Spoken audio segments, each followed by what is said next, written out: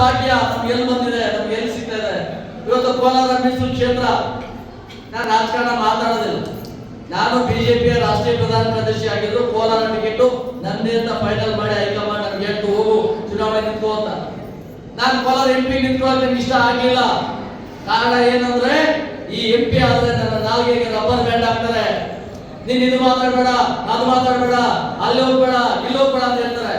ನಾನು ಇಡೀ ದೇಶಾದ್ಯಂತ ಇವತ್ತು ಆಲ್ ಇಂಡಿಯಾ ದಲಿತ ಆಕ್ಷನ್ ಕಮಿಟಿ ಮುಖಾಂತರವಾಗಿ ಮೀಸಲಾತಿ ಅಂತಕ್ಕಂಥದ್ದು ಯಾರಿಗೂ ಸಿಕ್ಕಿಲ್ವೋ, ಯಾರು ನನ್ನ ಅಣ್ಣ ತಮ್ಮಂದ್ರು ಬಾಬಾ ಸಾಹೇಬ್ ಅಂಬೇಡ್ಕರ್ ವಿಚಾರವನ್ನ ಎತ್ಕೊಂಡು ಹೋರಾಟಗಳನ್ನ ಮಾಡ್ತಾ ಇದ್ದಾರೋ, ಆ ಹೋರಾಟ ಮಾಡ್ತಾ ಇರ್ತಕ್ಕಂಥವರ ಆರ್ಥಿಕ ಸ್ಥಿತಿ ಏನು, ಅವರ ಬದುಕುಗಳೇನು, ಯಾಕೆ ಸಂಘಟನೆಗಳು ನೂರಾರು ಇರ್ತವೆ ಅಂತ ಕೇಳ್ತಾರೆ ಕೆಲವರು.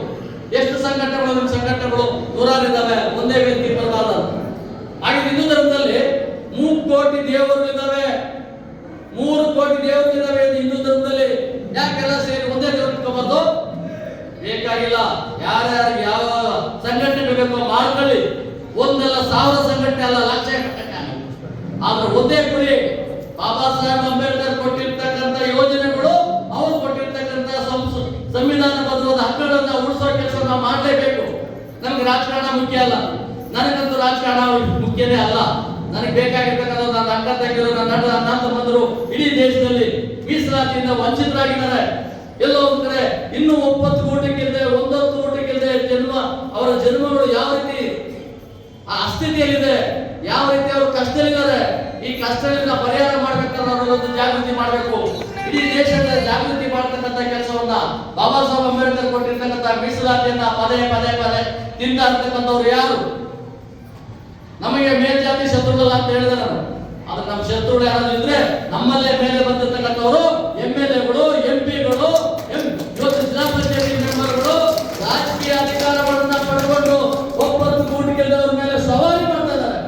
ಎಲೆಕ್ಷನ್ ಬಂತು, ತಗೊಳ್ಳಿ 500 ರೂಪಾಯಿ, ಎಲೆಕ್ಷನ್ ಬಂತು 1000 ರೂಪಾಯಿ ತಗೊಳ್ಳಿ, ಓಟ್ ಹಾಕ್ಬಿಡಿ, 5 ವರ್ಷ ನೀವೇನಾದ್ರು ಹಾಕಿ. ನಿಮ್ ಗಮನ ಇರ್ತಲ್ಲ, ನಿಮ್ ಬದುಕಿನ ಬಗ್ಗೆ ಯೋಚನೆ ಮಾಡಲ್ಲ, ನಿಮ್ಮ ಬಗ್ಗೆ ಚಿಂತನೆ ಮಾಡಲ್ಲ.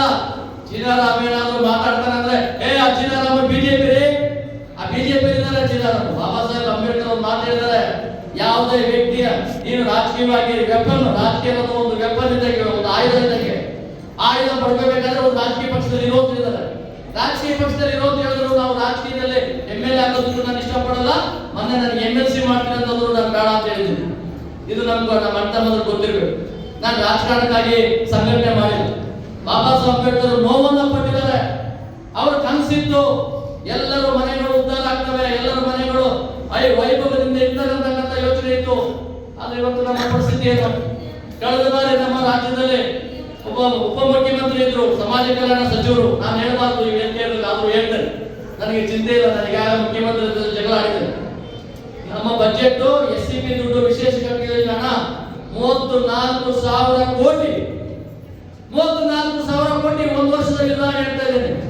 ಈ 34,000 ಕೋಟಿನ ಯಾಕೆ ನಮ್ಮ ಹಣನ ದುರ್ಬಳಕೆ ಆಯ್ತು?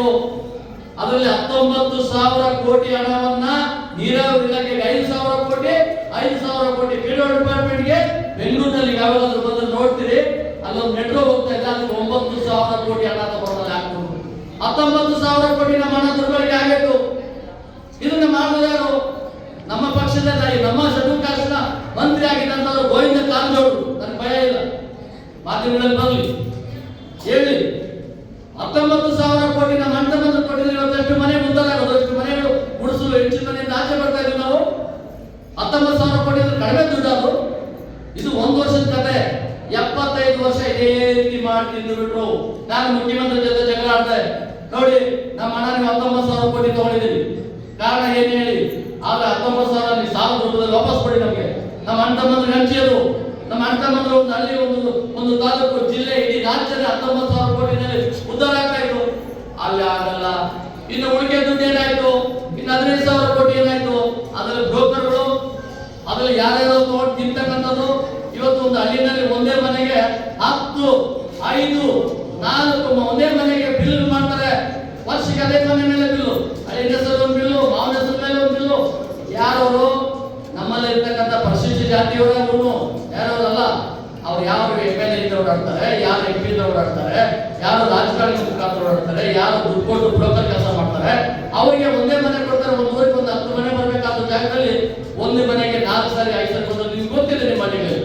ನಾನೇನು ವಿಶೇಷವಾಗಿ ಹೇಳ್ಬೇಕಾಗಿತ್ತು, ರಾಜಕಾರಣ ಅಲ್ಲ. ಆದ್ರೆ ನಾನು ಕೇಳ್ತಕ್ಕಂಥದ್ದು, ಯಾರು ಮನೆಗಳಿಲ್ವೋ, ಯಾರು ಗುಡಿಸಲಲ್ಲಿ ವಾಸ ಮಾಡ್ತಾರೋ, ಯಾರು ಹೆಂಚಿನ ಮನೆಯಲ್ಲಿ ವಾಸ ಮಾಡ್ತಾರೋ, ಯಾರು ನಿಧಿ ಮನೆಯಲ್ಲಿ ವಾಸ ಮಾಡ್ತಾರೋ, ಇವತ್ತು ಆ ಸ್ಥಿತಿಯಲ್ಲಿ ಇರ್ತಕ್ಕಂಥವರಿಗೆ ಮೀಸಲಾತಿಯನ್ನ ತಲುಪಿಸ್ಬೇಕು. ಈ ಮೀಸಲಾತಿ ತಲುಪಿಲ್ಲ, ನಾ ಬರೀ ಹೋರಾಟ ಮಾಡ್ತಾರೆ. ಹತ್ತಾರು ಸಂಘಟನೆಗಳು, ನನ್ನ ಕಂಡ್ರೆ ಇನ್ನೊಬ್ರಿಗಾಗಲ್ಲ, ಇನ್ನೊಬ್ರು ಕಂಡ್ರೆ ಇನ್ನೊಬ್ರಿಗಾಗಲ್ಲ, ಇನ್ನೊಬ್ರು ಕಂಡ್ರೆ ಇನ್ನೊಬ್ರಿಗಾಗಲ್ಲ, ಒಬ್ಬರು ಕಾಗದ ಇನ್ನೊಬ್ರು ಕಾಗದ ಬದಲೋದೇ ಕೆಲಸ ಆಗಿದೆ. ಜಾಗೃತಿ ಯಾವತ್ತಾಗಬೇಕು, ಈ ಸಮಾಜ ಬದಲಾವಣೆ ಯಾವತ್ತಾಗಬೇಕು. ನನ್ನ ಅಕ್ಕ ತಂಗಿ ಬೆಳಗ್ಗೆಯಿಂದ ಬಂದು ಕೂತಿದ್ರಲ್ಲಿ ಒಳ್ಳೆ ಹಾಡನ್ನು ಕೇಳ್ತಾ ಇದ್ದೀವಿ. ಯಾರು ನಿಮ್ ಕಷ್ಟ ಏನು, ಒಂದು ಊಟ ಕೊಟ್ಬಿಟ್ರೆ ಸಾಕ? ನಿಮ್ಮ ಶಾಶ್ವತವಾದ ನಿಮ್ಮ ಬದಲಾವಣೆಯನ್ನು ಆಗ್ಬೇಕು. ಇವತ್ತು ಬಾಬಾ ಸಾಹೇಬರು ಕೊಟ್ಟಿರ್ತಕ್ಕಂಥ ಯೋಜನೆಗಳು ತಲುಪಬೇಕು. ಹತ್ತಾರು ವಿಚಾರಗಳ ಬಗ್ಗೆ ಮಾತಾಡ್ತಕ್ಕಂಥ ಸಮಯ ಸಾಕಾಗ್ತಾ ಇಲ್ಲ. ಒಂದೇ ಒಂದು ಕೊನೆಯಲ್ಲಿ ನನ್ನ ಮಾತು ಹೇಳ್ಬಿಡ್ತಾರೆ. ಇವತ್ತು ಬಾಬಾ ಸಾಹೇಬ್ ಅಂಬೇಡ್ಕರ್ ಅವರು ವಿಷ ಕೂಡಲು ಕೊಟ್ಟಿರ್ತಕ್ಕಂಥ ಅಮೃತದ ಪಾಲನ್ನ ಪದೇ ಪದೇ ಬಿದ್ದಾಡ್ತಕ್ಕಂಥ ನಮ್ಮ ಎಂ ಎಲ್ ಎಗಳು ಅಂತ ಅರ್ಥ ಆಯ್ತಲ್ಲ, ಮೀಸಲು ಕ್ಷೇತ್ರದ ಎಂ ಎಲ್ ಎಗಳು, ಎಂಪಿಗಳು ಯಾರು ಸಮಾಜದ ಬದಲಾವಣೆಗಾಗಿ ಯೋಚನೆ ಮಾಡ್ತಾ ಇಲ್ಲ, ಗುಲಾಮಗಿರಿ ಕೆಲಸ ಮಾಡ್ತಾ ಇದ್ದಾರೆ. ಕಂಬಾಲ್ಪಲ್ಲೆಯಲ್ಲಿ 7 ಜನ ಸುತ್ತಾಕಿದ್ರು. ಈ ಕ್ಷೇತ್ರದ ಎಂಪಿ ಆಗಿದ್ದಂತ ಕೆ ಚಿನ್ನಪ್ಪನು ಆ ಸ್ಥಳಕ್ಕೆ ಹೋಗೋದೇ ಇಲ್ಲ. ಅಲ್ಲಿಗೆ ಚಿಂತಾಮಣಿ ಹೋಗಿ ಐಬಿನಲ್ಲಿ ಕೂತ್ಕೊಂಡು ಪತ್ರಕರ್ತರ ಜೊತೆ ಚರ್ಚೆ ಮಾಡ್ಕೊಂಡು ಕಾಫಿ ಟೀ ಕೊಟ್ಟು ಈಚೆ ಬರ್ತಾರೆ. ಗೃಹ ಮಂತ್ರಿ ಆಗಿದ್ದಂತ ಮಲ್ಲಿಕಾರ್ಜುನ್ ಖರ್ಗೆ ಸ್ಥಳಕ್ಕೆ ಹೋಗೋದೇ ಇಲ್ಲ. ಅಲ್ಲಿಗೆ ಏನಾಯ್ತು ಅಂತ ಕೇಳೋದೇ ಇಲ್ಲ ಅವರು. ಇಂಥ ಉದಾಹರಣೆಗಳು ಸಾವಿರಾರು ಇದ್ದಾವೆ. ಆದ್ರೆ ಉದಾಹರಣೆಗಳನ್ನ ಕೊಡೋದಕ್ಕಿಂತ ಮುಖ್ಯವಾಗಿ ನಮ್ಮಲ್ಲಿ ಜಾಗೃತಿ ಆಗ್ಬೇಕು. ಎಲೆಕ್ಷನ್ ಬಂದಾಗ ಯಾರೋ ದುಡ್ಡು ಕೊಡ್ತಾರೆ, ಕಾಸು ಕೊಡ್ತಾರೆ, ಅವ್ರು ಓಟ್ ಹಾಕ್ಬೇಕು ಅಂತಾರೆ, ಅವ್ರ ಹಿಂದೆ ಸುತ್ತಾಡೋದಕ್ಕೆ ಬಿಡ್ರಿ. ಒಂದು ಒಳ್ಳೆ ಪ್ರಾಮಾಣಿಕರನ್ನ, ಅದರಲ್ಲಿ ಯುವಕರನ್ನ ವಿಶೇಷವಾಗಿ ಏನೋ ಸಮಾಜದ ಬದಲಾವಣೆ ಮಾಡ್ತಾ ಇರತಕ್ಕಂಥ ಯೋಚನೆಗಳನ್ನ ಮಾಡಿ ಮತದಾನದ ಹಕ್ಕು ಬಾಬಾ ಸಾಹೇಬರು ಒಂದು ಸಾರಿ 1959 ಜನವರಿ ನವೆಂಬರ್ 26ನೇ ತಾರೀಕು ಸಂವಿಧಾನನ ಸಮರ್ಪಣೆ ಮಾಡ್ತಾರೆ. ಸಮರ್ಪಣೆ ಮಾಡಾದ್ಮೇಲೆ ಮನೆಗೆ ಹೋಗ್ತಾರೆ. ಮನೆಯಲ್ಲಿ ಡ್ಯಾನ್ಸ್ ಮಾಡ್ತಾರೆ. ಬಾಬಾ ಸಾಹೇಬ್ ಅಂಬೇಡ್ಕರ್ ಡ್ಯಾನ್ಸ್ ಮಾಡ್ತಾರೆ. ಯಾಕೆ ಡ್ಯಾನ್ಸ್ ಮಾಡಿದ್ರು ಗೊತ್ತಾ? ಡ್ಯಾನ್ಸ್ ಮಾಡ್ತಾ ಹೇಳ್ತಾರೆ, ಪಕ್ಕದಲ್ಲಿ ರಘುನಾಥ್ ಅವ್ರ ಪಿ ಎ ಇರ್ತಾರೆ, ಹೇಳ್ತಾರೆ, ಬಾಬಾ ಸಾಹೇಬ್ರೆ ಇವತ್ತೇನು ಇಷ್ಟು ಆನಂದವಾಗಿದ್ದೀರಿ, ಇವತ್ತೇನು ಇಷ್ಟೊಂದು ಸಂತೋಷವಾಗಿ ನೀವು ಡ್ಯಾನ್ಸ್ ಮಾಡ್ತಾ ಇದ್ದೀರಿ, ಆಡ್ತಾ ಇದ್ದೀರಿ, ಕುಣಿತಾ ಇದ್ದೀರಿ, ಏನಕ್ಕೆ ಅಂತ ಕೇಳ್ತಾರೆ. ಆಗ ಹೇಳ್ತಾರೆ, ನೋಡು, ಹಿಂದೆ ರಾಜನ ಹೊಟ್ಟೆಯಲ್ಲಿ ರಾಜ ಹುಡ್ತಾ ಇದ್ದ, ಕೂಲಿ ಮಾಡೋ ಹೊಟ್ಟೆಯಲ್ಲಿ ಕೂಲಿ ಮಾಡೋ ಹುಡ್ತಾ ಇದ್ದ. ಇವತ್ತು ಹಾಗಲ್ಲ, ನಾನು ಓಟ್ ಹಾಕುವ ಅಧಿಕಾರ ಕೊಟ್ಟಿದ್ದೇನೆ. ನಾನು ಕೊಟ್ಟಿರ್ತಕ್ಕಂಥ ಓಟಿನ ಅಧಿಕಾರದಲ್ಲಿ ರಾಜ ಸೃಷ್ಟಿ ಆಗ್ತಾನೆ, ರಾಣಿ ಸೃಷ್ಟಿ ಆಗ್ತಾನೆ. ಇವತ್ತು ನನಗೆ ಕೊಟ್ಟಿರ್ತಕ್ಕಂಥ ಓಟು ಪವಿತ್ರವಾದ ಓಟ್ ಇದು. ಈ ಓಟಿನಿಂದ ಜನನ ಬದಲಾವಣೆ ಮಾಡ್ತಾರೆ. ನನ್ನ ಜನ ಇವತ್ತು ಪ್ರಧಾನಮಂತ್ರಿಗಳು ಆಗ್ತಾರೆ, ಮುಖ್ಯಮಂತ್ರಿಗಳು ಆಗ್ತಾರೆ, ಎಂ ಎಲ್ ಎ ಆಗ್ತಾರೆ, ಎಂ ಪಿನ ಆಗ್ತಾರೆ ಅಂತಕ್ಕಂಥ ಭಾವನೆಯಿಂದ ಮಾಡೋದು. ಆದ್ರೆ ಅಂಬೇಡ್ಕರ್ ಕನಸು ಕಂಡಂತದ್ದು ಏನಾಯ್ತು? 1954 ಹರಿಯಾಣದಲ್ಲಿ ರಾಷ್ಟ್ರ ಮಟ್ಟದ ಒಂದು ಸಮಾವೇಶ ನಡೀತಾ ಇರ್ತದೆ, ದಲಿತರ ಸಮಾವೇಶ. ಆ ಸಮಾವೇಶದಲ್ಲಿ ಬಾಬಾ ಸಾಹೇಬರು ಭಾಗವಹಿಸಿ ಮಾತಾಡುವಾಗ ಹೇಳ್ತಾರೆ, ಗಂಡನ ಹಾಕೊಂಡು ಗಳ ಗಳ ಗಳ ಗಳ ಅಂತ ಅಲ್ಬಿಡ್ತಾರೆ. ಯಾಕೆ ಅಂತ ಎಲ್ಲ ಕೇಳ್ತಾರೆ, ಯಾಕೆ ಹೇಳ್ತಾ ಇದ್ರ ಅಂತ. ಬಾಬಾ ಸಾಹೇಬ್ ಹೇಳ್ತಾರೆ, ನಾನು 1952ರಲ್ಲಿ ಮೀಸಲಾತಿ ಪ್ರಾರಂಭ ಆಗಿದ್ದು, ಕೋಲಾರ ಮೀಸಲು ಕ್ಷೇತ್ರ ಲೋಕಸಭೆ ಸ್ಟಾರ್ಟ್ ಆಗಿದ್ದು ಅವತ್ತಿಂದನೇ ಇವತ್ತು ಲೋಕಸಭೆ ಮತ್ತು ರಾಜ್ಯ ಎಂ ಎಲ್ ಎಗಳು ಪ್ರಾರಂಭ ಆಗಿದ್ದು, ಮೀಸಲಾತಿ ಪ್ರಾರಂಭ ಆಗಿದೆ. 2 ವರ್ಷದಲ್ಲಿ ಗೊತ್ತಾಗುತ್ತದೆ ಈ ಮೀಸಲಾತಿಯನ್ನ ನಾನು ಯಾವ ಉದ್ದೇಶಕ್ಕೆ ತಂದು ಕೊಟ್ಟನೋ. ಆ ಮೀಸಲಾತಿಯನ್ನ ಶ್ರೀಮಂತರು, ದಲಿತರಲ್ಲೇ ಶ್ರೀಮಂತರು, ವಿದ್ಯಾವಂತರು, ಪಟ್ಟಣದಲ್ಲಿ ವಾಸ ಮಾಡ್ತಕ್ಕಂಥವ್ರೆ ತಿಂತವ್ರೆ. ಹಳ್ಳಿಯಲ್ಲಿ ಇರ್ತಕ್ಕಂಥ ನನ್ನ ಬಡವರು, ನನ್ನ ಅಣ್ಣ ತಮ್ಮಂದ್ರು, ಒಪ್ಪತ್ತು ಊಟಿಗೆ ಇರ್ತಕ್ಕಂಥ ಅವಿದ್ಯಾವಂತರಿಗೂ ಈ ಮೀಸಲಾತಿ ಹೋಗ್ಲಿಲ್ಲ. ಯಾಕೆ ಈ ಮೀಸಲಾತಿಯನ್ನ ಈ ರೀತಿ ದುರ್ಬಳಕೆ ಮಾಡ್ಕೊಳ್ತಾ ಇದ್ದಾರೆ? ನಮ್ಮಲ್ಲಿ ಇರ್ತಕ್ಕಂಥ ಮೇಲೆ ಬಂದರು ಅಂತ ಹೇಳಿದಂತ ಮಾತು 1954. ಅಂಬೇಡ್ಕರ್ ಕಣ್ಣಲ್ಲಿ ಹಾಕೊಂಡು ಅತ್ತಂತ ಪರಿಸ್ಥಿತಿ ಅದು. ಅಂಬೇಡ್ಕರ್ ಅವರ ನೋವುಗಳನ್ನ ಅರ್ಥ ಮಾಡ್ಕೊಂಡಿರ್ತಕ್ಕಂಥ ನಾವೆಲ್ಲರೂ ಇವತ್ತು ಯೋಚನೆ ಮಾಡಬೇಕು. ವೇದಿಕೆ ಮೇಲೆ ಇರ್ತಕ್ಕಂಥವ್ರು ಸಾಮಾನ್ಯ ರೀತಿಯಲ್ಲಿ ಆಡಬೇಕು, ಎಲ್ಲರೂ ಒಳ್ಳೆ ಹೋರಾಟಗಾರ. ಆದ್ರೆ ಒಂದು ಸತ್ಯನ ಅರ್ಥ ಮಾಡ್ಕೋಬೇಕು, ಮೀಸಲಾತಿ ನಾವು ವಿರುದ್ಧವಾಗಿಲ್ಲ, ಮೀಸಲಾತಿ ಬೇಡ ಅಂತ ಹೇಳೋದಿಲ್ಲ ನಾನು. ಮೀಸಲಾತಿ 100 ವರ್ಷ ಅಲ್ಲ, 1000 ವರ್ಷ ಮೀಸಲಾತಿ ಇರಬೇಕು. ಆದ್ರೆ ಮೀಸಲಾತಿ ಯಾರು ತಗೊಂಡಿದ್ದಾನೆ ಅವ್ನು ಮತ್ತೆ ಅವ್ನು ಇನ್ನೊಬ್ಬನ ಮಾಡ್ತಾನೆ ಬಿಟ್ಕೊಡ್ಬೇಕು. ಯಾರು ಒಂದ್ಸರಿ ಎಂ ಪಿ ಆಗ್ತಾರೆ. ಇವತ್ತು ನಮ್ಮ ಮುನ್ಸಾಮಿ ಎಂ ಪಿ ಆಗಿದ್ದಾರೆ, ಫಸ್ಟ್ ಟೈಮ್ ಸಂತೋಷ. ನಮ್ಮ ಮುನ್ಸಾಮಿ ಆಗಿದ್ದಾರೆ. 2ನೇ ಸರಿ ಇನ್ನೊಬ್ಬ ಅಂತ ಬಂದ್ರು. ಕೆ ಎಚ್ ಮುನಿಯಪ್ಪ 7 ಸರಿ ಎಂ ಪಿ ಆಗಿದ್ರು. ಅವ್ರೊಂದ್ಸರಿ ನನ್ನ ಹೆಂಡತಿ ಅನಾಥ ಅಂತ ಹೇಳಿ ಗ್ಯಾಸ್ ಎಸಿ ತಗೊಂಡು, ಗ್ಯಾಸ್ ಅನಾಥರ ಕೋಟದಲ್ಲಿ M L A M P ಆಗೋದಕ್ಕಿಂತ ಮುಂಚೆ ಗ್ಯಾಸ್ ಎಸಿ ತಗೊಂಡಿದ್ರು. ಎಂ ಪಿ ಆಗೋದ್ ಮುಂಚೆ ಗ್ಯಾಸ್ ಎಸಿ ತಗೊಂಡಂತವ್ರು ಅನಾಥ. ಇವತ್ತು ಅದ್ ಹೆಂಡತಿ ಅನಾಥಳೆ. ಸರ್ಕಾರದ ರೆಕಾರ್ಡ್ ಅಲ್ಲಿ ಅನಾಥ ಅಂತಾನೆ ರೆಕಾರ್ಡ್ ಅಲ್ಲಿ ಇದೆ. ಇನ್ನೂ 7 ಸರಿ ಎಂ ಪಿ ಆಗಿ 1000 ಕೋಟಿ ದುಡ್ಡು ಮಾಡಿದ್ದಾರೆ. ಯಾಕೆ ಮಾಡಿದ್ರು, ಹೆಂಗ್ ಮಾಡಿದ್ರು ಅಂತ ಕೇಳೋದು. ಅವ್ರ ಮಗನ ಕರ್ಕೊಂಡ್ಬಂದು KGF ಅಲ್ಲಿ ಎಂ ಎಲ್ ಎ ಮಾಡ್ತಾರೆ. ಯಾಕೆ KGF ಅಲ್ಲಿ ಯಾರು ಇರ್ಲಿಲ್ವಾ? ನಮ್ಮ ಹೋರಾಟಗಾರ ಅಶ್ವತ್ಥ ಇರ್ಲಿಲ್ವಾ?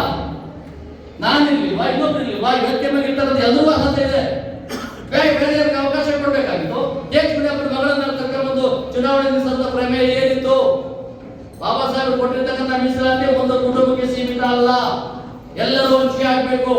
ಸಮಾಜದ ಬದಲಾವಣೆಗಾಗಿ ನಾವು ಸಮಗ್ರ ಹೋರಾಟ ಮಾಡಬೇಕು. ಸಮಯದ ಅಭಾವ ಇದೆ, ಹೆಚ್ಚಿನ ವಿಷಯಗಳನ್ನ ಒಂದು ಮಾತಾಡ್ತಾ ಹೋದ್ರೆ ನೂರಾರು ಹುಟ್ಟವೆ. ನನ್ನ ನೋವಿದೆ, ಬಾಧೆ ಇದೆ. ನಾನು ನೋಡ್ತಾ ಇದ್ದೇನೆ, ನನ್ನ ಅಕ್ಕಗಿರು, ನನ್ನ ಅಣ್ಣ ತಮ್ಮಂದ್ರು ಇವತ್ತೇನೋ ಒಂದು ಕಾರ್ಯಕ್ರಮ ಅಂತ ಹೇಳಿ ಒಳ್ಳೆ ಬಟ್ಟೆಗಳು ಹಾಕೊಂಡು ಬಟ್ಟೆ ವಾಶ್ ಮಾಡಿ ಹಾಕೊಂಡು ಬಂದಿದ್ದೀವಿ. ಆದ್ರೆ ನೀವು ನೋವು, ನಿಮ್ಮ ಹೃದಯದಲ್ಲಿರ್ತಕ್ಕಂಥ ಬಾಧೆಗಳು ಮನೆಗೆ ಹೋದ್ರೆ ಏನ್ ಪರಿಸ್ಥಿತಿ ಇದೆಯೋ ಅಂತ ನನಗೆ ಗೊತ್ತಿದೆ. ನಾನು ನನ್ನ ಬಡತನದಲ್ಲಿ ಬೆಳೆದವನು. ನಮ್ಮಮ್ಮನು ಬಡತನದಲ್ಲಿ ಇದ್ದಾಗ ಹೊಟ್ಟೆ ಊಟಕ್ಕಿಲ್ಲ ಅಂದಾಗ ಹೊಲದಲ್ಲಿ ಹೋಗಿ ಅನ್ಯ ಸೊಪ್ಪು ಬೇಯಿಸಿಕೊಡ್ತಾ ಇದ್ದು. ಅನ್ಯ ಸೊಪ್ಪು ತಿಂದು ಮಲ್ಕೊಂಡ್ರಪ್ಪ ಇವತ್ತು ವಿಷಯ ಊಟ ಅಂತ ಹೇಳ್ತಾ ಇದ್ದು.